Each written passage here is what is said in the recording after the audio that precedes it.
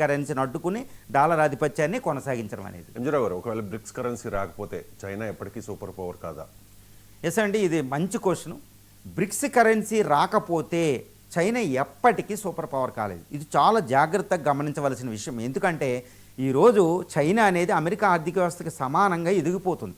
ఎందుకంటే దాని వృద్ధి ఎంత తక్కువ ఉన్నా 5-4% మధ్య ఉంది. యునైటెడ్ స్టేట్స్ ఆఫ్ అమెరికా 1-2% అభివృద్ధి చెందుతుంది. 2030-35 మధ్యలో చైనా జీడిపి పరంగా కూడా అమెరికా ఆర్థిక వ్యవస్థని దాటబోతుంది. ఇప్పటికే triple P purchasing power parity, కొనుగోలు శక్తి సామర్థ్యం ఆధారంగా చూస్తే చైనా ఆల్రెడీ అమెరికాని దాటేసింది. మ్యానుఫ్యాక్చరింగ్ సెక్టార్లో అమెరికాని దాటేసింది. Foreign exchange రిజర్వ్స్లో అమెరికాని దాటేసింది. దాని అప్పుల పరంగా కూడా బెల్ట్ అండ్ రోడ్ ఇనిషియేటివ్ పరంగా అమెరికా ఒకప్పుడు మార్షల్ ప్లాన్ తెచ్చినట్టు అది BRI ప్రాజెక్టుని తెచ్చుకుంది. ఇప్పటికే అమెరికాని చైనా ఆర్థికంగా చాలా విషయాల్లో అధిగమించేసింది. కానీ అమెరికాని చైనా ఆర్థికంగా 2030-35 నాటికి అమెరికాని దాటిన రాజకీయంగా అమెరికాను ఇంకో శతాబ్దం పాటు క్రాస్ చేయలేదు. మిలిటరీ పరంగా కూడా అది అభివృద్ధి చెందిన అమెరికాను దాటడం అసంభవం.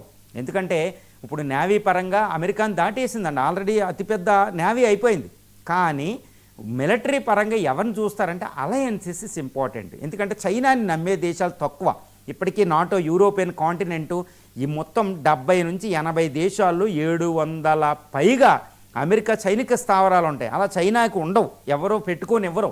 ఎక్కువ దేశాలు పెట్టుకునేవి. ఇటు రోగ్ నేషన్ అయినా ఉత్తర కొరియా, పాకిస్తాన్ నేషన్స్ తప్పితే చైనాని ఎవరు అలౌ చేయరు. కాబట్టి అమెరికాయే ఇంపార్టెంట్. అమెరికా ఆధిపత్యం మిలిటరీ పరంగా ఇంకో శతాబ్దం పాటు కొనసాగుతుంది. చైనా అధిగమించలేదు ఎక్కువ డబ్బులున్నా. అదేవిధంగా ఆర్థికంగా కూడా అమెరికా ట్రేడ్ అనేది చైనాని కంటే తక్కువ ఉన్నా చైనా ఆర్థికంగా ప్రపంచంలో సూపర్ పవర్ అవ్వలేదు డబ్బులున్నంత మాత్రాన. ఎందుకంటే అమెరికా అనేది ప్రజాస్వామ్య దేశం. ప్రపంచంలో ఎక్కువ దేశాలతో సత్సంబంధాలు ఉంటాయి. ఎక్కువ ఆర్థిక వ్యవస్థ ప్రస్తుతం ఆర్థిక రాజకీయ సిస్టమ్, అంతర్జాతీయ చట్టాలు ఉంటాయి. రాజకీయంగా ఐక్యరాజ్య సమితి ఉంటే ప్రపంచ ఆర్థిక వ్యవస్థకి పట్టుకోము బ్రిటన్ వుడ్స్, IMF, IBRD, ప్రపంచ బ్యాంకులు అవన్నీ అమెరికా చేతిలో ఉంటాయి. అమెరికా డాలర్ ఆధిపత్యం అంత ఈజీగా పోదండి. ఇప్పుడు ఇవన్నీ ఉన్నప్పుడు చైనా అమెరికాని అధిగమించిన ఆర్థికంగా, మిలిటరీ పరంగా, రాజకీయంగా అమెరికాని అధిగమించలేదు. అది అధిగమించాలంటే బ్రిక్స్ కరెన్సీ రావాలి, వేరే దేశాల సహకారం కావాలి. ముఖ్యంగా ప్రజాస్వామ్య దేశమైన భారత్ సహకరిస్తేనే చైనా ఆధిపత్యం. లేదా చైనా ఎప్పటికీ కూడా అమెరికాని దాటే శక్తిని సంపాదించుకోదు. ఎందుకంటే అమెరికా ప్రజాస్వామ్యం, అమెరికాకి మిత్ర దేశాలు ఎక్కువ, అమెరికాకి అంతర్జాతీయ కూటములు, అంతర్జాతీయ చట్టాలు దాన్ని తయారు చేసింది. అందుకే చైనా ఏమంటుందంటే అమెరికా పెట్టిన అంత రాజకీయ ఆర్థిక శాసనాలన్నింటినీ నేను ఒప్పుకోను అంటూ ఉంటుంది.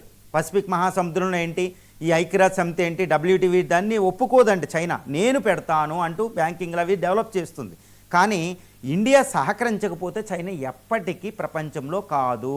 అది గుర్తుపెట్టుకోవాలి. అందుకనే చైనా అమెరికాని దాటిన అమెరికా ఆధిపత్యమే ప్రపంచంలో ఇంకో శతాబ్దం పాటు ఉండబోతుంది ఇండియా వచ్చేంతవరకు. కాబట్టి ఈ బ్రిక్స్ కరెన్సీ వస్తేనే చైనా ఆధిపత్యం, లేదా అది ఎప్పటికీ కూడా ప్రపంచంలో సూపర్ పవర్ అవ్వలేదు. ఎంజరావు గారు, మరి ఇండియా సూపర్ పవర్ కావాలి అంటే డాలరే